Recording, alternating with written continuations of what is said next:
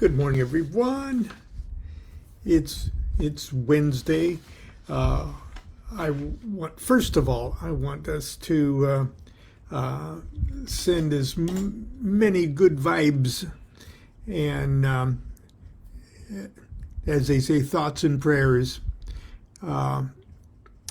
to our friends in Florida, and who are getting totally beat up this morning with the hurricane. We hope everybody has followed their instructions and got the hell out of the storm path. But anyway, it seems like this is kind of the new normal, and probably will be for the rest of our days. But let's send good thoughts, good vibes, good prayers, or whatever you do. Today, I know not everybody is a Freemason. Okay, I know many of you are, and many of you know Freemasons, and many of you are interested in and study the work of the magical societies, the Golden Dawn and Rosicrucian kind of stuff, and the AA.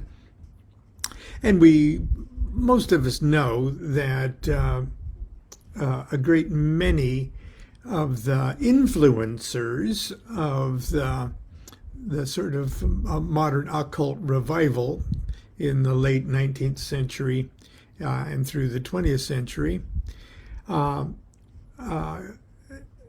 came out of the esoteric aspects of continental Freemasonry, and consequently Masonry all over the world. But I've been asked. I'm a Freemason. My father was a Freemason. My brother was a Freemason. And in and of itself, it is a wonderful service organization. And when taken on that level, and for many Freemasons, that's why they affiliate with the craft. It's the world's largest fraternal organization, and it's one of the major charitable organizations in the world. And just taken on that level, it's a wonderful, benevolent society and brotherhood. And but there's an esoteric aspect of it that most Masons just sort of tolerate. As far, well, this is what I have to sit through these initiatory experiences in order for me to be an active member in the craft.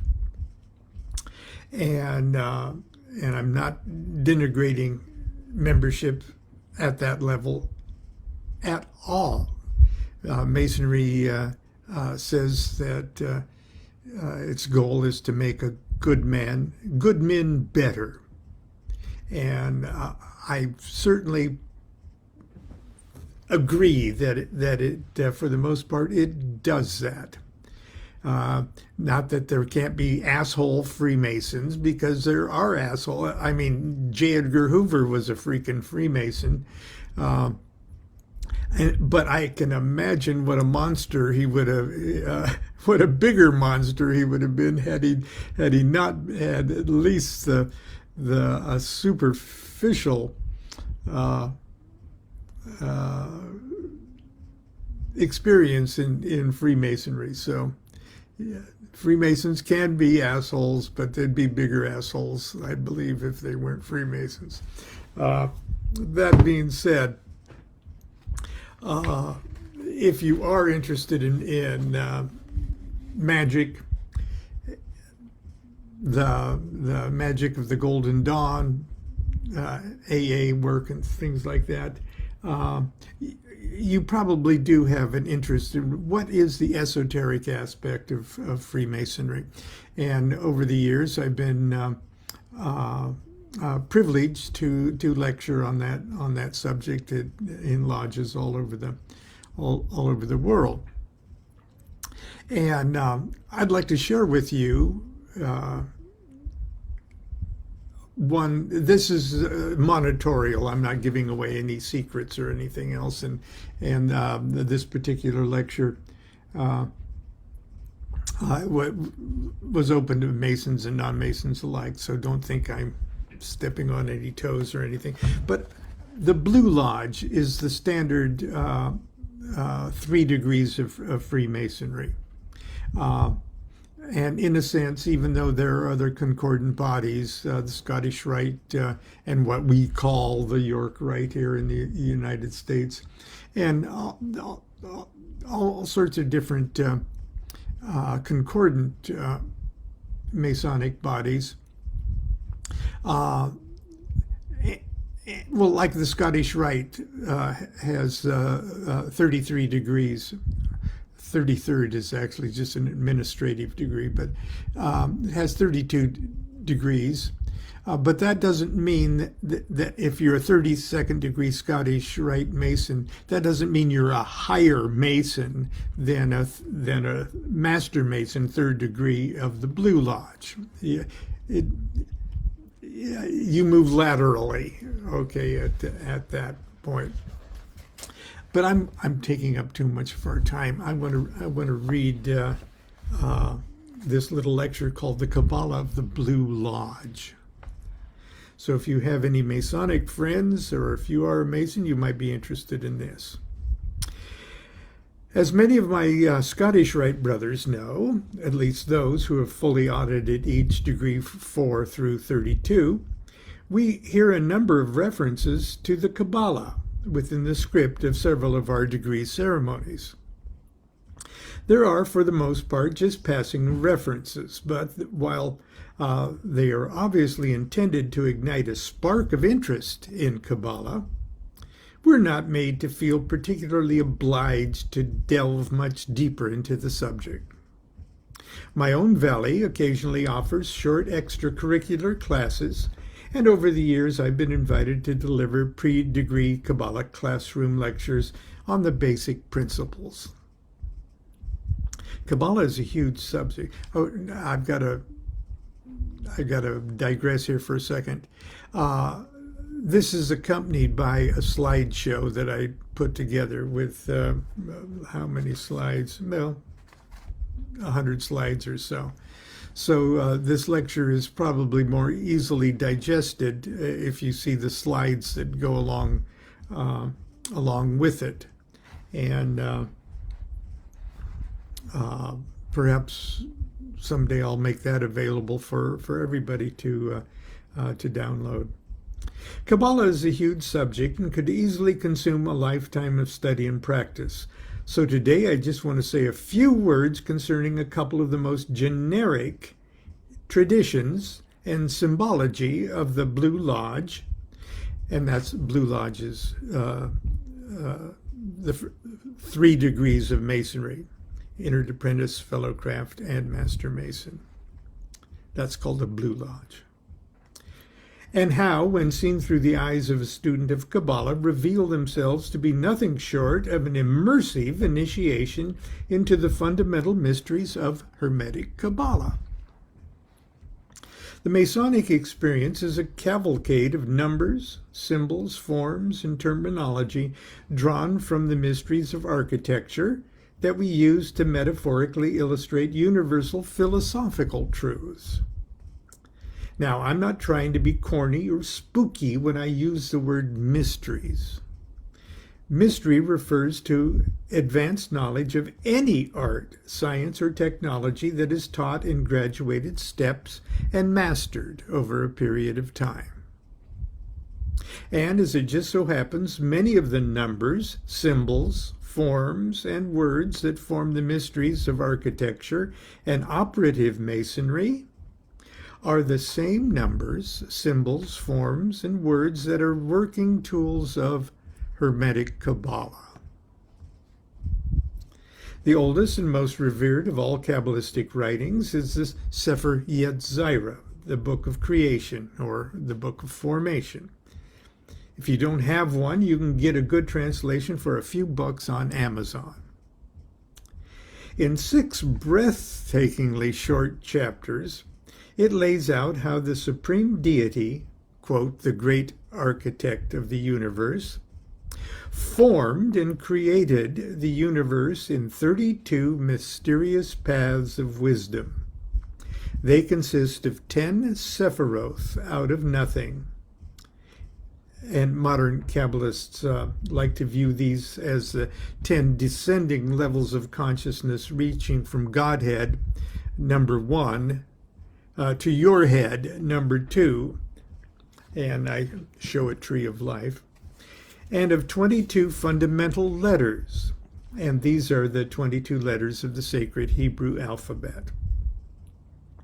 Modern Kabbalists often project these 22 letters upon the tree of life. These 22 paths serve as conduits of intelligence that, like electrical transformers, step up or step down the consciousness frequency between the Sephiroth they connect. And when I say consciousness frequency, that's exactly what I mean. Each of the 10 Sephiroth are levels of universal consciousness. To us as individuals, they are levels of awakening to greater and greater levels of self-realization. So right away, we can see that the numbers 32, 10, and 22 are big numbers in Kabbalah. And when Kabbalists put these numbers under their magic microscope, they reveal even more important numbers. For instance, 10 is a very big number in Kabbalah. It is Yod, the 10th letter of the Hebrew alphabet, and it means hand. Like the creative hand of God. Looking deeper into 10, we discover 4.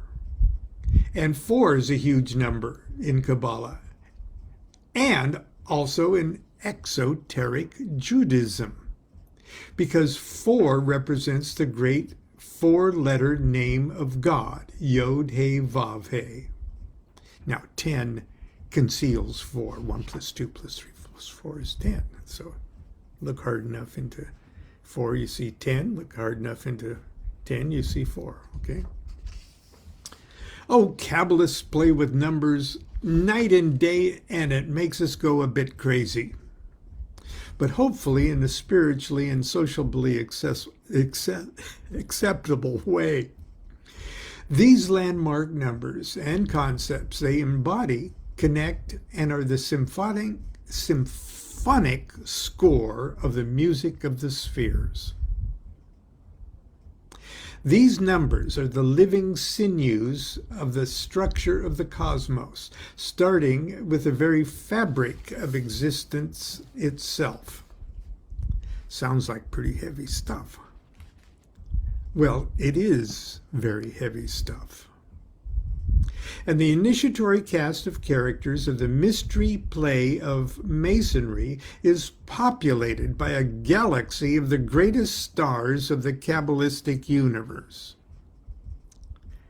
Today, we're just going to focus on one tiny example of this universe and see how a Kabbalist sees its mysteries at work from the very moment we're escorted into the lodge room. The Sefer Yetzirah tells us a deity divided the 22 Hebrew letters into 3 divisions. 3 mother letters, fundamentals or first elements, air, water, and fire. 7 doubles, the planetary spheres. And 12 simple consonants, the 12 houses of the zodiac. So obviously 3, 7, and 12 are big numbers in Kabbalah. Of course, 3 is a very big number in Blue Lodge Masonry. 3 degrees, 3 primary working tools, 3 ancient Grand Masters, 3 officers make a lodge of Master Masons, 3 steps, 3 pillars, lots and lots of 3s. 7 is a big number also. It takes 7 Master Masons to make a lodge of entered apprentices. We're lectured on the 7 arts and sciences: grammar, rhetoric, arithmetic, geometry, music, and astronomy. It takes 5 to open a lodge of fellowcraft, so 5 is a big number, and when combined with 7 of the entered apprentice gives us our 12. But let's put that dry stuff aside for a moment and just look at something even more fundamental, something as innocuous as the form of the lodge room itself.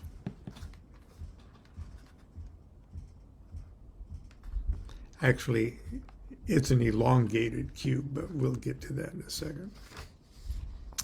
And how our attention is particularly drawn to its formation.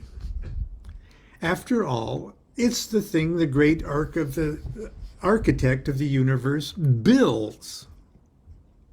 As a replica of King Solomon's temple, it's supposed to be a perfect miniature working model of the cosmos, made by the hand, the yod, of the great architect of the universe. We're told that the form of the lodge is oblong. It extends from east to west, from north to south.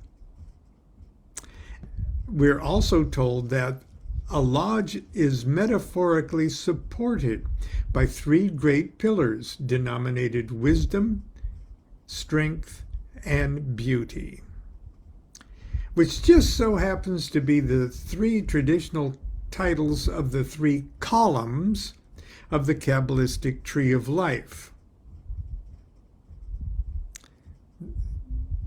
Left, right, in the center column.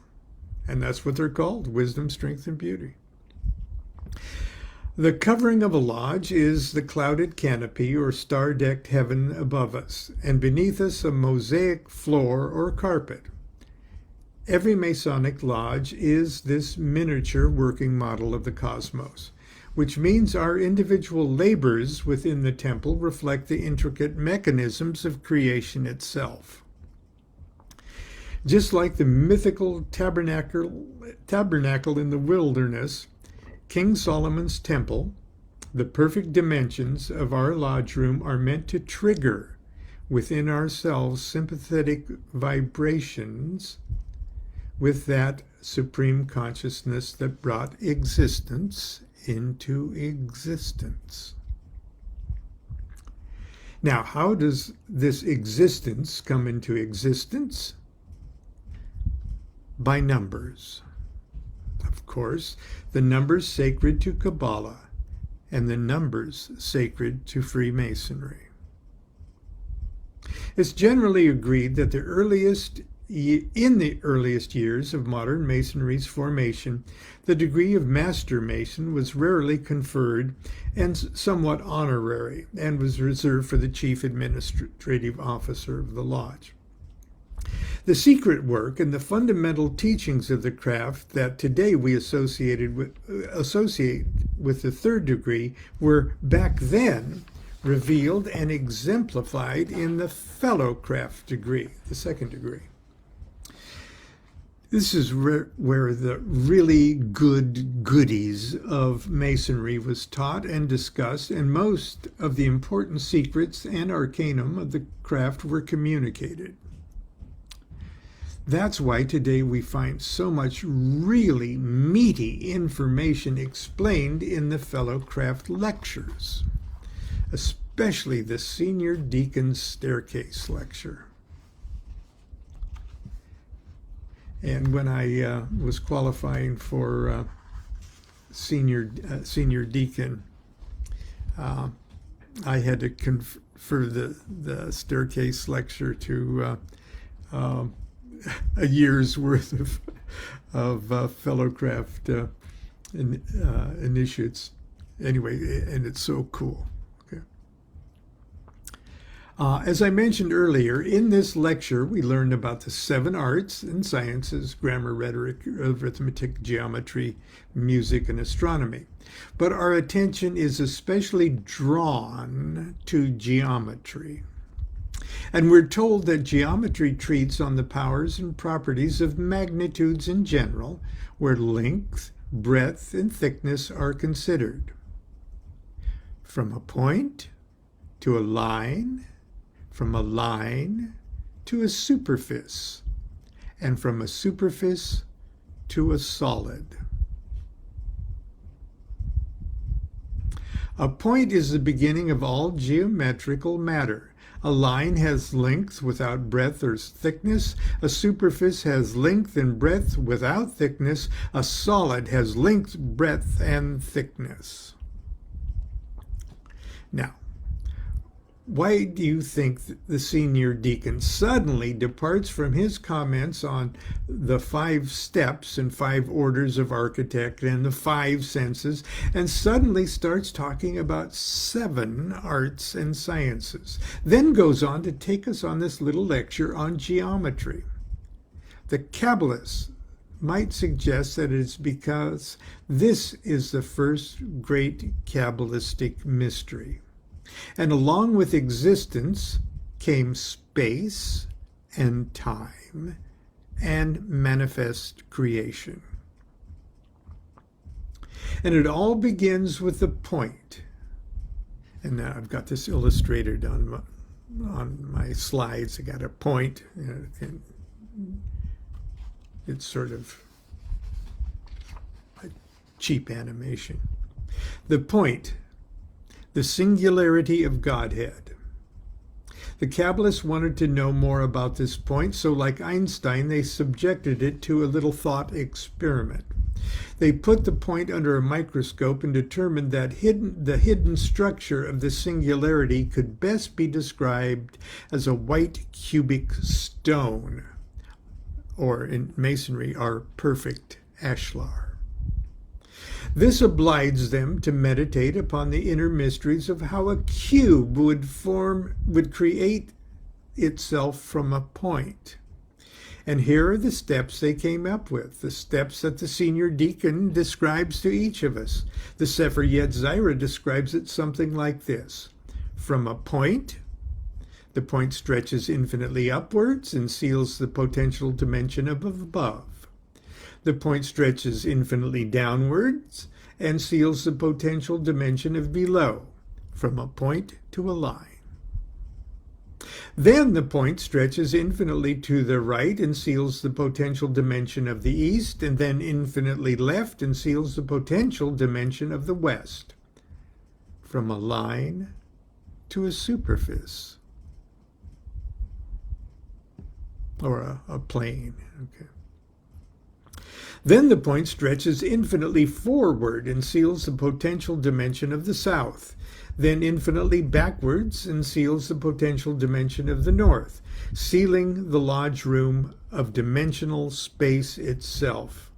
The 6 sealed spatial infinities intersecting at right angles and forming an infinitely expanding cube of space. Our lodge room. Okay. And inside here, forming the inside here, is, in this case, the point is a black thing. The yellow thing is the infinitely up and down. The blue thing is the infinitely east and west. And the red thing is the infinitely south and north.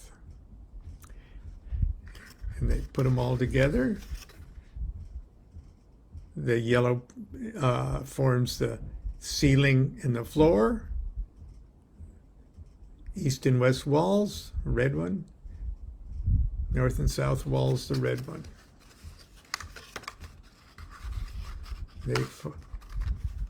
They form the 6 sides. 6 sides have 12 edges, 3, 7, 12. Okay, recall how the 22 letters are divided. Excuse me.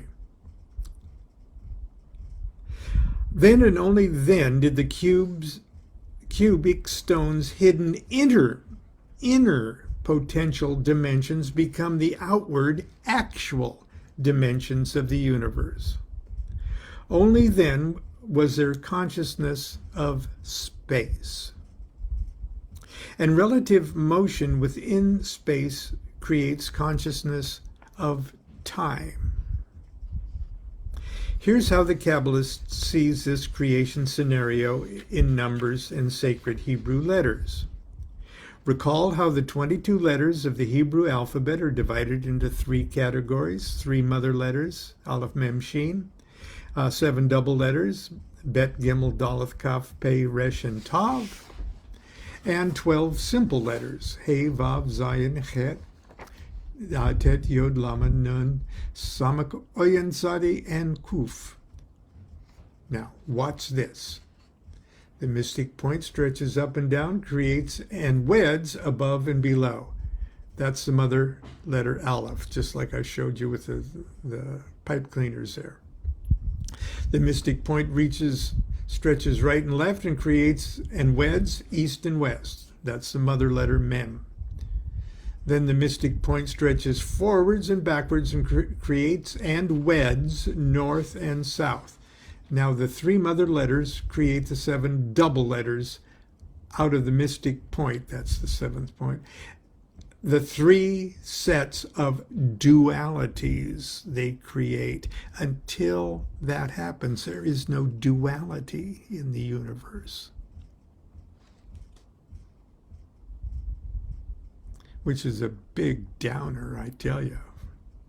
Anyway, the mother letter Aleph creates the double letter B for above and Gimel for below. The mother letter Mem created the double letters Daleth for the east and Kaf for the west. The mother letter Shin creates the double letters Pei for the north and Resh for the south. But what about Tav? There's that black bead, which is a white cubic stone, actually. Tav is unique. It is the most ancient of the planetary spheres, Saturn. Remember that Saturn was a titan and not a god, and Saturn ruled before the gods of Olympus. Like the 3rd Sephirah on the Tree of Life, the sphere of Saturn is above the looking glass abyss which separates the 1, 2, 3 ideal world of pure potentiality from the below the abyss 4, 5, 6, 7, 8, 9, 10 actual world of manifest existence. Tav and Saturn occupy the mystic center itself, from which usher the 3 mother letters, from which form the remaining 6 double letters, and the 12 simple letters, and the starry canopy of the 12 houses of the heavens and the zodiac surround our lodge room. They're all drawn from the 12 edges of our Big Bang expanding cube of space-time. Obviously, our lodge does not accommodate very perfectly the exact overlay of the classic Tree of Life. The modern lodge's pillars are off median line in the northwest.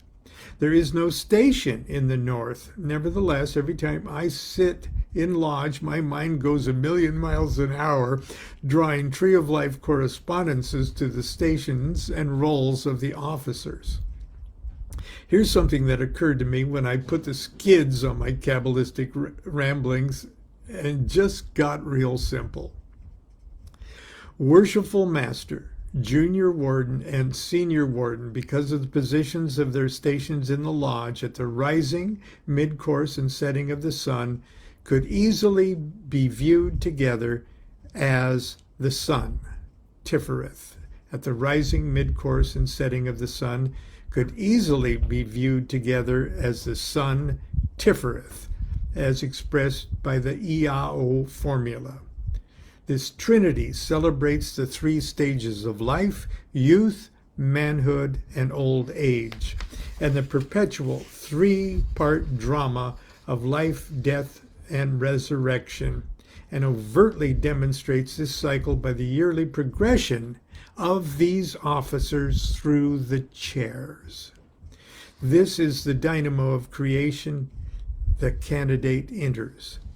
And for you magicians out there, we can see this represented in the precession of the equinoxes, even that the aeons change in the same way as these officers go through the chairs in a cycle. The officer playing the Hyrus takes over the master's role in the. Well, anyway. If there is one single officer who represents and personifies this triad of officers, especially from the candidate's point of view, it's the senior deacon, whose role as Hermes, psychopomp, is clear in the Masonic ritual as it is in the classic mystery schools. If these 3-in-1 officers were to be assigned a single station on the Tree of Life, I think it would be Tifereth. That's number 6 on the tree. And if Tifereth occupied a position in the lodge room, at least from an overhead shot, I think it would be the altar in the center. Viewing the altar as Tifereth, it's not hard for me to then consider the preparation room, Malkuth. After all, Malkuth is considered outside, beneath the primary scheme of the Tree of Life. If there's a place in the building where a member is to be blind and trapped in a tomb of matter, it's the preparation room. The door to the lodge room between the two pillars, Yesod, where we are born into the lodge, and on the Tree of Life proper, the area between the altar and the east, Da'ath, the abyss. This is where the candidate, like a soul crossing the abyss, must kneel and pray for himself.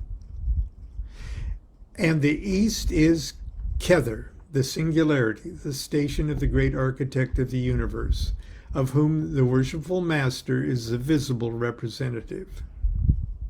Okay, it would be fair for you to point out that all these Kabbalistic observations don't necessarily have anything to do with Masonry or the Blue Lodge experience.